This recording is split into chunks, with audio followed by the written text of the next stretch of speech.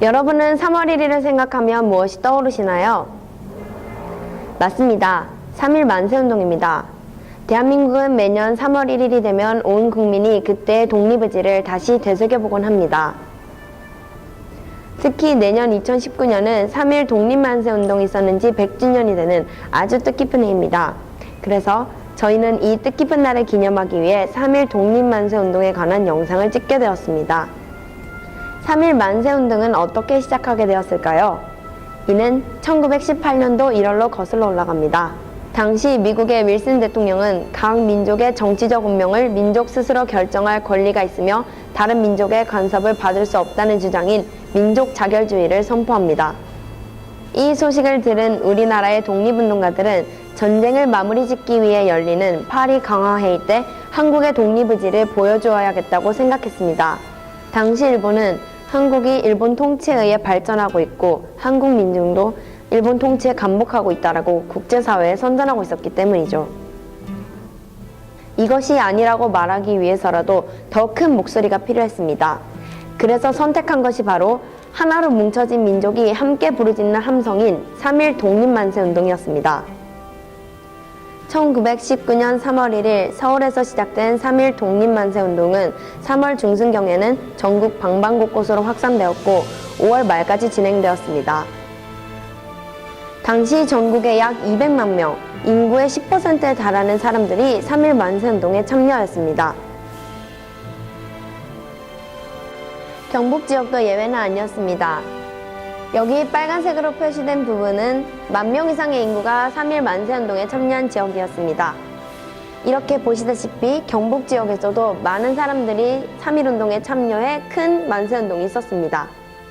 특히 경북지역에서는 전국 3.1 만세운동 참가자 중 약 26%에 달하는 사람들이 참여했습니다.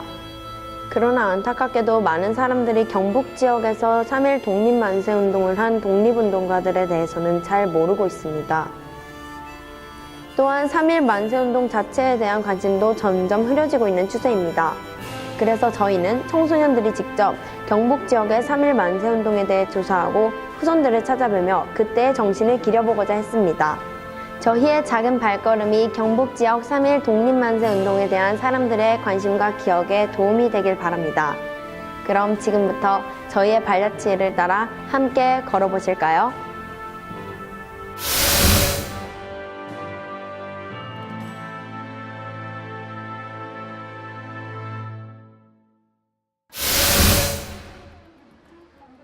영남의 중심이자 섬유화 교육의 도시로 알려진 이곳은 대구광역시이다. 임진왜란 이후 대구에 경상가명이 설치되면서 대구는 영남의 정치와 경제를 주도하게 되었다. 이런 대구의 중심엔 350년의 유구한 역사를 지닌 약재골목 양령시가 있다. 양령시를 따라 걷다 보면 눈에 띄는 오래된 건물 하나를 볼 수 있다. 바로 교남 YMCA 회관이다. 교남 YMCA 회관은 1914년에 건립되었으며 일제강점기에 독립운동 지도자들이 모이는 공간이었다. 1927년에 설립된 대구의 항일단체인 신간회가 이곳에서 활동하였고 비밀리에 청년 독립운동을 지원하기도 하였다. 그리고 현재 이곳은 목사 이만집이 주도하였던 대구 3.8 만세운동의 기념지로 사용되고 있다. 우리는 목사 이만집에 대해 좀 더 알아보기 위해 현재 교남 YMCA를 관리하고 있는 대구 YMCA로 향했다. 이 책은 대구 YMCA 80년사를 묶은 책인데요. 이 책 앞장에 보시면은 대구 Y 초대 이사장님으로 이만집 목사님 나와 계십니다. 1914년 선교사 블레어는 자신이 기거할 주택과 함께 시내 중심가에 기독교 청년의 건물을 지었다. 블레어는 이 건물을 선교의 전진기지로 활용하기로 하고 성경 복음 및 공부방으로 운영하였다. 이 건물이 오늘날 교남 YMCA 회관인 것이다.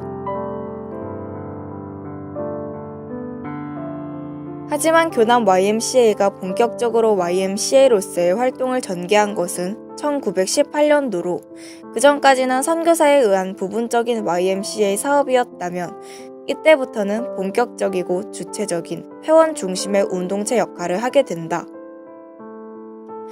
그리고 그로부터 1년 후인 1919년 교남 YMCA는 대구 38 만세운동회까지 가담하게 되는데 이 모든 것을 주도했던 청년이 바로 이만집이었다. 그는 어떤 청년이었길래 이토록 역사의 뜨거운 한 획을 그을 수 있었을까? 우리는 당시 대구의 38 만세운동을 부르짖었던 이만집의 후손을 찾았다.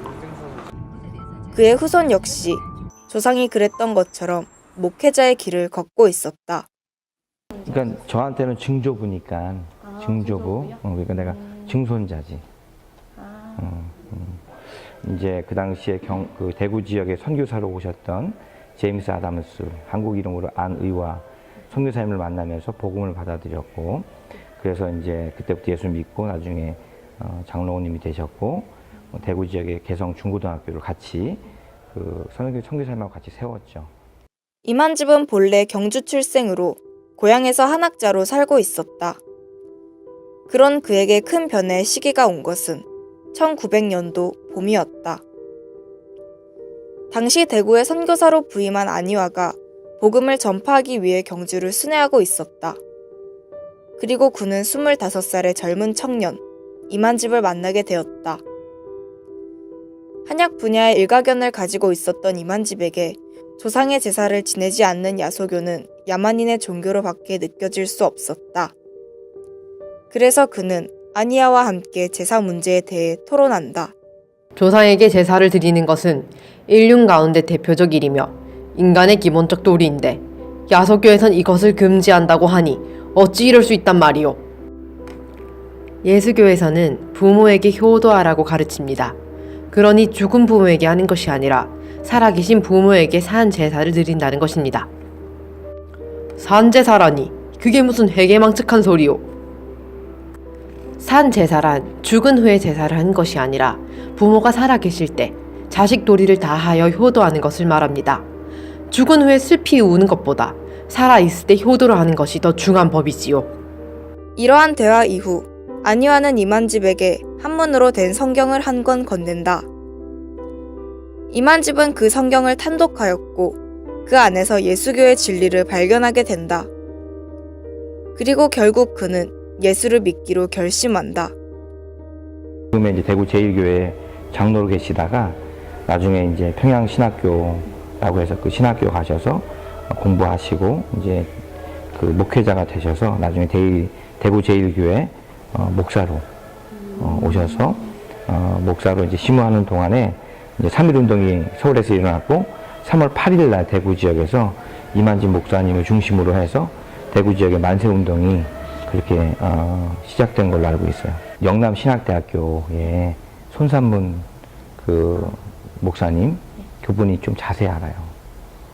그래서 그 자천에 계시는데 한번 연락처 드릴 테니까 가서 한번 물어보시면 좋을 것 같아요.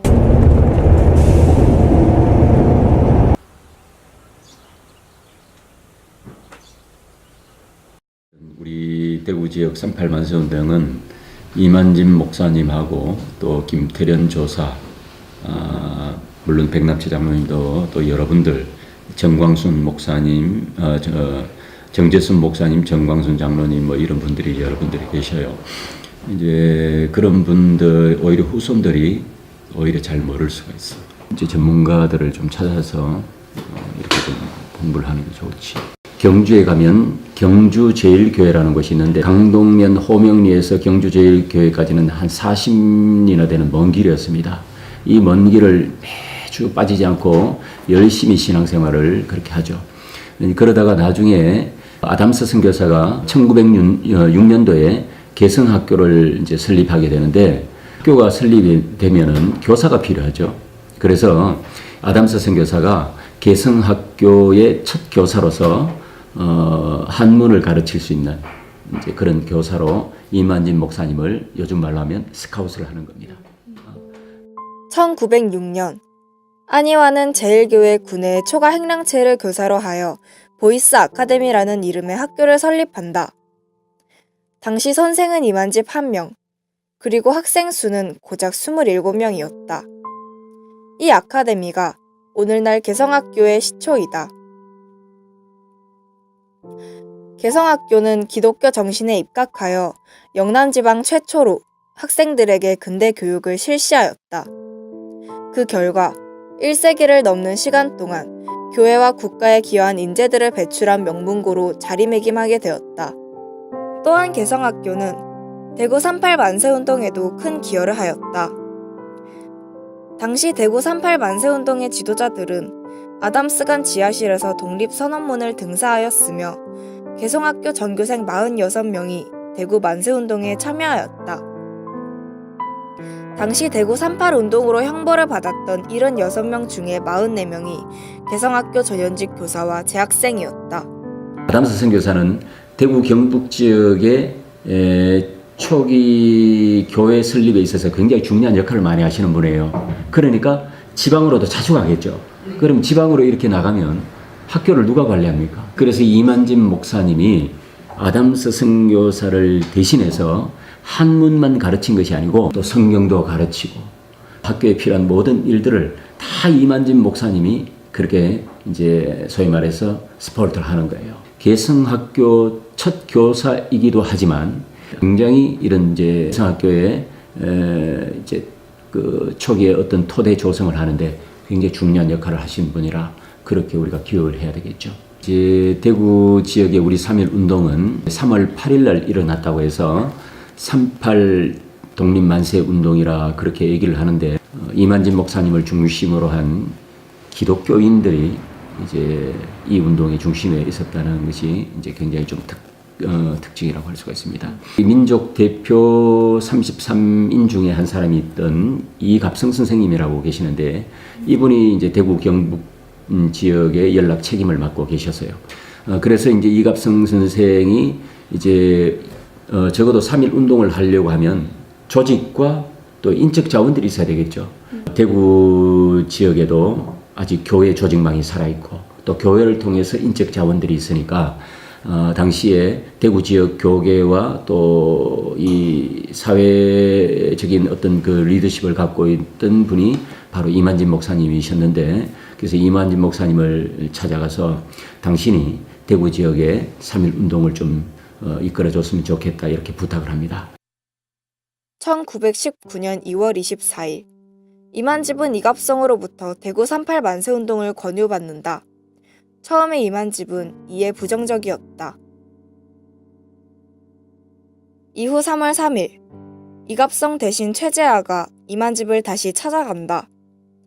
그는 이만집에게 서울에서의 거사를 설명하고 한 번 더 38 만세운동을 간청한다. 한 번만 더 생각하면 안 되겠소? 알겠소. 그리고 결국 이만집은 이를 승낙한다. 1919년 3월 5일 밤 이만집은 그의 사택에서 남성정 교회의 김태련 조사와 개성학교 교사인 김영서 장로에게 대구 지역 38 만세운동에 함께 도모할 것을 권유한다. 그리고 이들은 뜻을 모아 장날인 3월 8일 오후 3시 대구 서문시장에서 만세운동을 전개하기로 결심한다. 역사는 현재 속에서 살아 움직일 때 제대로 된 역사라고 할 수가 있습니다. 그래서 이만진 목사님을 중심으로 한 대구 지역의 38 만세운동을 우리 학생들이 잘 조명을 해서 뭔가 우리 사회를 좀 더 바람직한 사회로 이렇게 바꾸어 나가는데 우리도 그런 역사 정신을 오늘에 이렇게 되살리면 좋지 않겠나 그런 생각이 들어요. 평범한 한학자에서 목사로, 선생님으로, 그리고 3.1 독립운동가로 살았던 청년 이만집. 우리는 뜨거웠던 그의 삶을 영원히 기억할 것이다.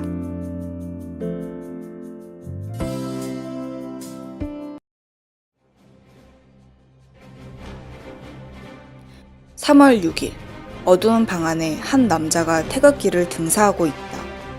그의 이름은 김태련. 대구 지역 38 만세운동에서 이만집과 함께 선두에 있었던 그는 과연 어떤 인물일까?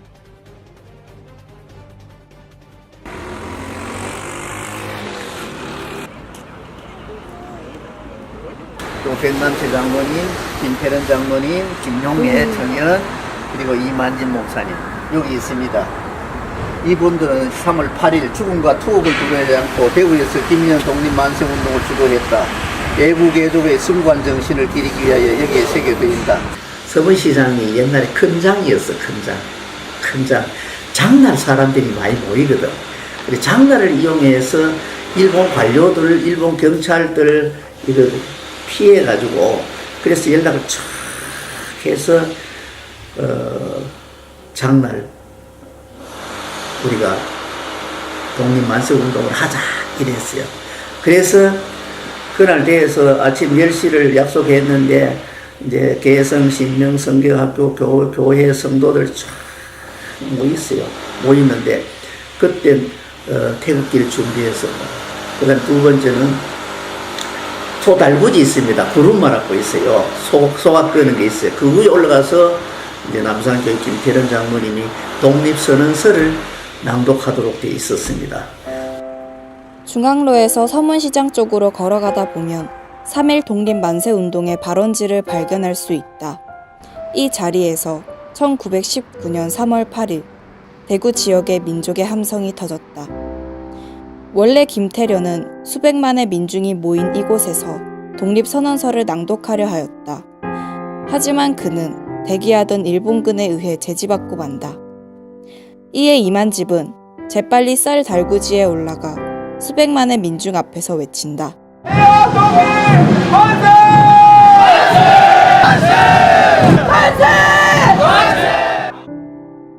이 함성을 아래로 개성학교, 대구고등보통학교, 신명여학교 학생들과 일반 시민 1,000여 명이 행렬을 이룬다. 행렬은 현재 대구의 경찰서에서 지금의 종로인 경정로를 통과하였고 동성로를 접어들어 현재 대구백화점 부근인 달성군청 앞까지 이르렀다. 김하병이 앞장서서 더 이상 못 간다 이랬습니다. 원래 최종 목적지는 어디냐 하면은 대구백화점이었어요. 그런데 종로에서 일본 경찰 김하병이 딱 앞을 막았는데 그때에 김하병이 안 되겠다 싶어서 사람들, 앞장선 사람들을 이 채찍을 막 때렸어요. 그 당시 그 장면을 목격한 사람이 누구냐 하면은 오늘 여러분들 질문 속에 나오는 김용래 청년이 있어요. 법원에 일을 마치고 나오다가 그 장면을 봤는 거예요. 그때 결혼을 했어요. 27살이었거든요. 결혼했습니다. 근데 그 장면을 보는데 거기에 군중들 막 피수산기가 되고 그 다음에 자기 아버지 김태련 장로님도 거기에서 구타당하는 그런 모습을 갖고 거기 청년이 일어나는 거예요. 아시겠어요? 감정이 솟아서 안 된다 싶어서 그래서 덤볐는 거예요. 도전했는 거예요. 일본 김하병한테. 내용은 안 나오겠지만 그때 뭐 녹음도 안 돼 있으니까 막 덤볐는 거예요. 그래서 그런 항의를 굉장히 거칠게 항의하니까 일본 김하병이 만류해도 안 될 거 아닙니까? 만류가 안 되고 나중에는 그 채찍해도 안 되고 그래서 김하병의 말 있자 말 발굽에 밟아버렸어요. 그래서 말신창이가 돼버렸어요. 그 종로의 옆에 뭡니까 개울이 있는데 거기에서 만신창이 됐어요. 그래서 의식을 잃어버릴 정도가 됐어요. 그래 하고 나서 해산은 거기서 돼버렸어요. 해산은 됐는데 그로부터 대구에 76명이가 체포되었습니다. 고등경찰 요사에 의하면 3월 8일 오후 3시 30분경 시위는 해산되었다. 대구경찰서와 대구 헌병분대가 협력하여 대구 38 만세운동을 저지하였고 주모자와 그 외 157명을 체포 후 나머지를 해산시켰다. 당시 이만집은 징역 3년형, 김태련은 징역 2년 6개월형을 선고받았다. 이 외에 나머지 인사들도 최소 6개월에서 2년 사이의 징역을 선고받았다. 김용애는 38 만세운동에서 얻은 상처로 인해 일주일 만에 27살의 나이로 죽고 만다. 이 소식을 감옥에서 들은 김태련은 품팔이를 하여 돈을 모아 아들의 무덤에 세울 비석을 마련한다. 자신보다 먼저 자식을 보낸 아버지의 마음은 어떠하였을까? 우리는 감히 헤아릴 수 없다.